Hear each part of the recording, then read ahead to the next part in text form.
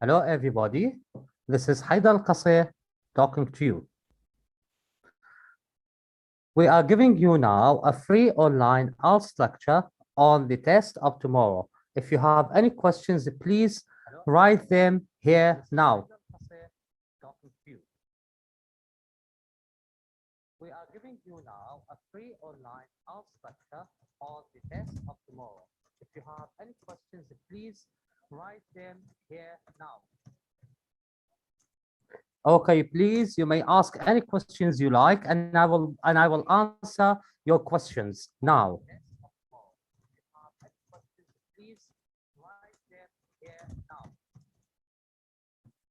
Okay, please, you may ask any questions you like, and I will answer your questions now. Feel free to ask. Okay, please, you may ask any questions you like, and I will Okay, feel free to ask. I will start with the listening. Let's talk about the listening a bit. In the listening, sometimes they try to trick you by giving you time, but they change the time later. For example, when do you want me to wake up? I want you to wake me up at 7. No, half past would be better. They could do that. That means in the test, in the gap, don't write 7. You may write 7:30. That means half past 7. Okay, everyone? So this is number one. Number two, they may also try to trick you with the spelling of the name, or let's say a date or a mobile number, a mobile phone number, something like that. So please, I want you to pay attention. For example, in one of the training tests, they say the train has, sorry, the time of the arrival of the train has been changed to some issues from 7 to 8:30. So you can't write 7. You need to write 8:30. Okay. So this is one of the tests. Sorry, this is one of the ways in which they try to trick you. Okay. Uh, this is how they do it in the listening, in the IELTS listening. And I want you also to pay attention and focus on those points, the colors and the adjectives. If you have a color or an adjective, for example, a color, they don't usually give you black or white or green, because those are the usual things which you are going to answer easily. They may change it into cream, CREAM, the color, this color, or turquoise, or beige also, which is the very light brown, which we call it beige also. They may try to bring these things. Also, the materials, they don't usually give you the iron or the wood. No, they say, for example, brass, they say coupe or cooper. So you need to focus on those points also, on those. You have in the maps, in the map, the way is totally different. You have a map most of the times, and you have letters on the map. Then in the answers, you have, for example, the letters A, B, C, D, E, F on the map. Then in the gaps that you have A, B, C, D, E, F.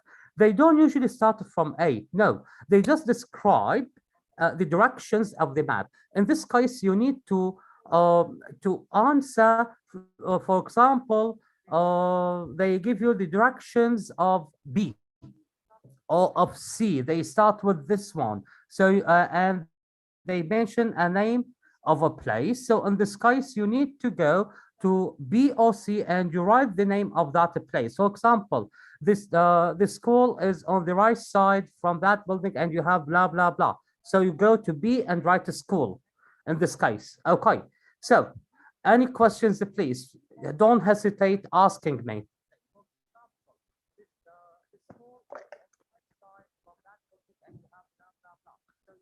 Do not hesitate asking me any questions. This lecture is for you for the test of tomorrow. As I promised you, before each test, I'm going to make a free online lecture at night, and I'm going to answer all of your questions. Feel free to ask.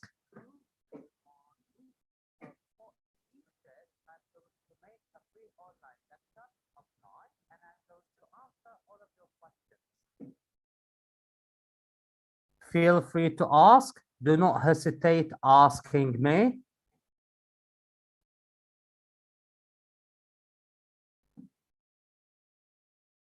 Okay.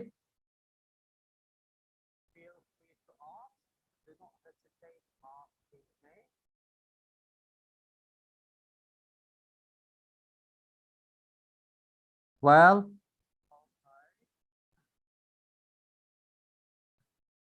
let's start talking about the writing.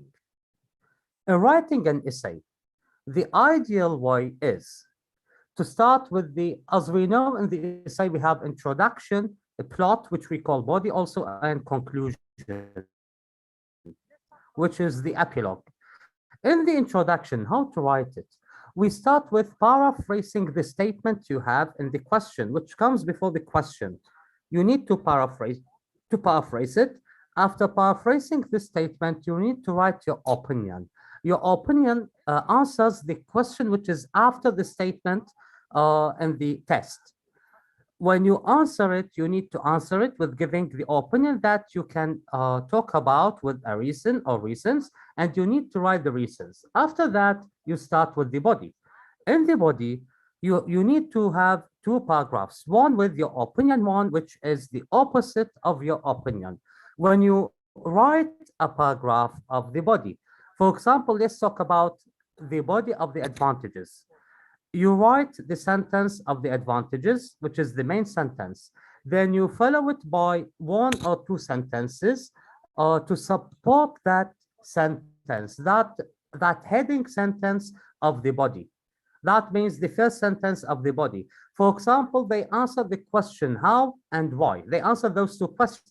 Then after that, you give an example. The example, if you want to write about your country, don't say in my country. No, it's not accepted at all. You may write, for example, in Iraq, or you may write in Tunisia, you may write in Jordan, you may write in England. It's up to you. But do not say my friend, my father, in my country, or whatever. No, it's not acceptable to do that. Then after that, you finish your paragraph. After finishing the paragraph, you start with the opposite paragraph, and you also do the same way, which is the first paragraph. For example, the first paragraph of the body is with your opinion. The other one is the opposite of your opinion, or vice versa. Then after that, you come to the conclusion. In the conclusion, you write in conclusion, comma.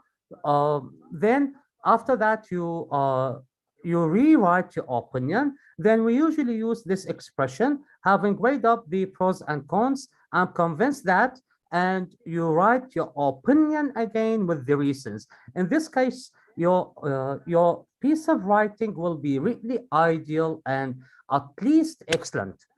You are going to have a very high mark in this case. Try to use some key language with your writing. Try to sequence it. Try to use the transitional signals also, because they are going to increase your points here. They will show the enrichment of your language. For example, sequencing, firstly, secondly, thirdly, finally. This is sequencing. For example, instead of using but, you may start with although, sentence, comma, then something which is in contrast with the sentence of although.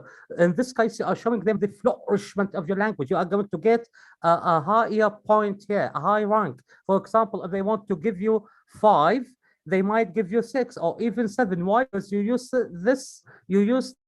this simple use here. So you are showing them your enrichment and your flourishment of the language. You are going to get a higher rank. You are going to get a higher score. Also, try to use some synonyms which are uncommon. For example, instead of using hot, you may use sweltering. You may use scorching.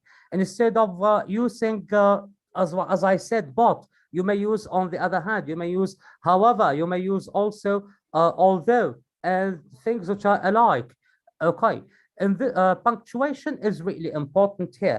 How to end a sentence, how to capitalize the first letter of a sentence, and which letters should be capitalized, and also avoid using the absolute percentage. For example, don't say everyone, don't say no one, don't say everything, don't say nothing. Instead, you may use some other uses. For example, almost everyone, a huge number of, uh, almost no one, not a few, we have a few, which means almost no one. Few people in England drink, for example, coffee in the morning. That means a bit of number of British people drink coffee in the morning.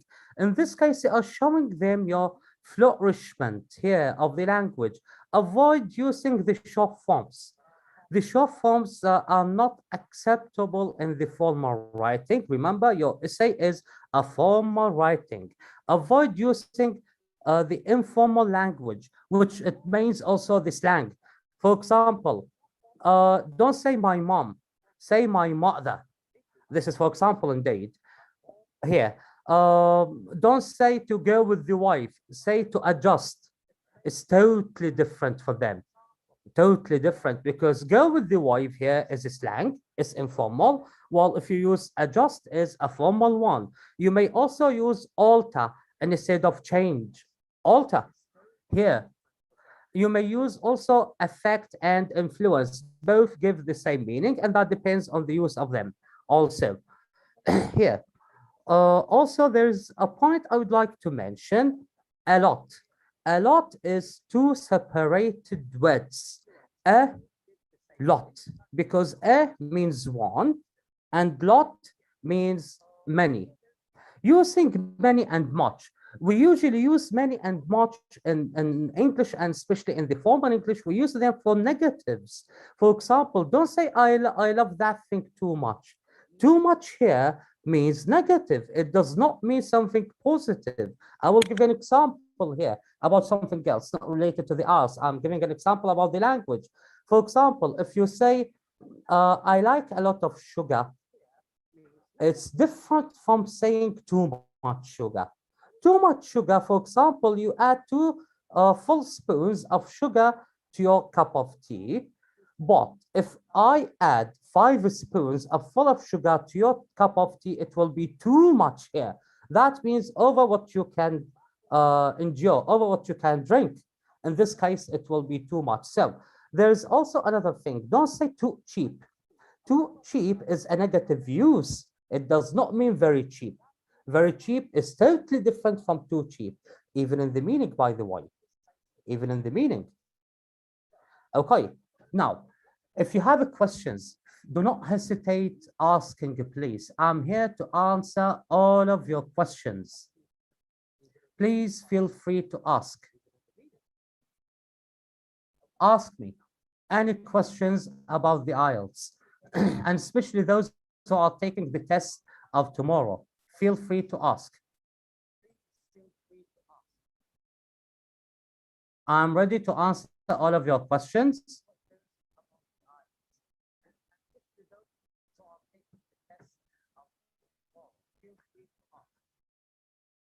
Okay, I've just explained something about the writing task 2, the essay, which is for both the general and the academic. Well,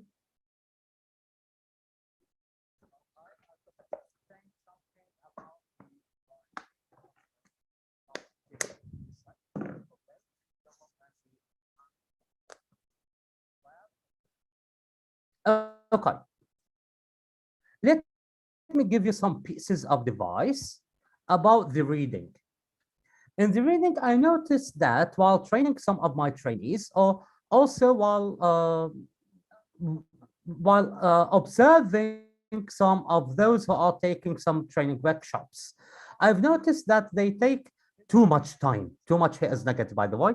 They are taking too much time on one question, on one branch, I mean. Don't do that, please. Just go to those to those questions which you can answer, then you may go and try with those which you cannot later. Because spending, for example, 2 minutes or 3 minutes on one question, that means you are losing the answers of the other questions. Okay, everyone? So please don't do that. Don't do that, because that means you are losing your time. Not only wasting, but losing the time. Because in this case, you are not going to be able to answer half of the questions. There is another point I would like to talk about. I've noticed that a lot of trainees, just start reading the passage, then they look for the answers. I know it's the right way, but here, using the right way here, especially in the reading test, in the IELTS, you can't, because you are going to lose the time here. So try to look for the answers only. It's none of your business to understand each single word in the IELTS. No, you just need to answer. Look for the answers. That's it. Recently, we had lots of questions about finding the information. The question is just like, where can you find this piece of information, in which paragraph?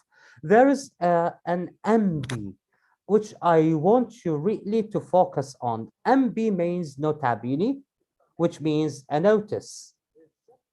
In this notice, they tell you, for example, each letter, you may use each letter more than once. For example, you have A, B, C, D, E, F, and you have the questions.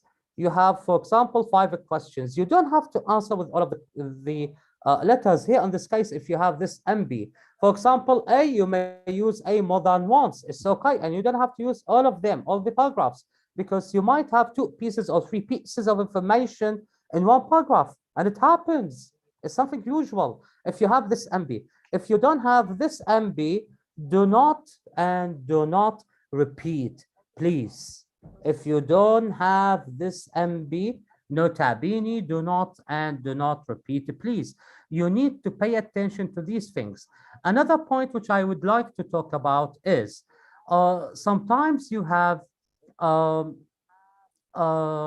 most not sometimes, we usually have them, especially in the gaps, no more than one word. That means one word only. If it is a phrase, an adjective plus a word, it will be 2 words and it will be wrong. If it says no more than 2 words, that means 1 or 2 words. No more than 3 words, 1, 2, or 3 words. If it